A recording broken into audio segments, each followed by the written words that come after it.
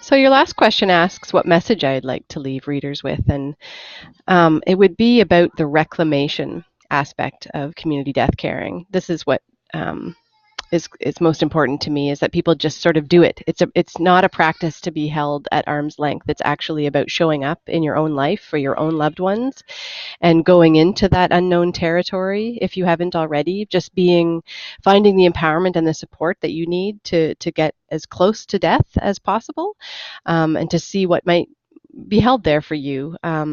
Not to push anybody into anything, but to go a little closer. I think that we are at a point of realizing our alienation from death.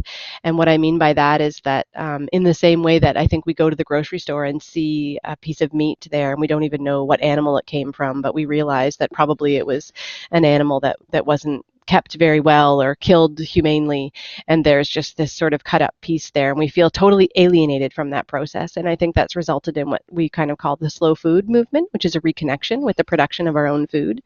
And that's what's most important to me about this movement, is a reconnection with death care, a reconnection with caring for our loved ones who are dying and who are dead, and the bereaved that they leave behind. And what keeps me up at night is that this movement, in some ways, I fear, is doing the opposite of what it is supposed to be doing, which is that as we sort of become organized and professionalized, we're merely creating another layer of alienation in the system. And so my goal is always just to bring it back to this idea of reclamation, to bring it back to families, to bring it back to communities. That's what all of this is about for me. And so sometimes I think we're getting in our own way.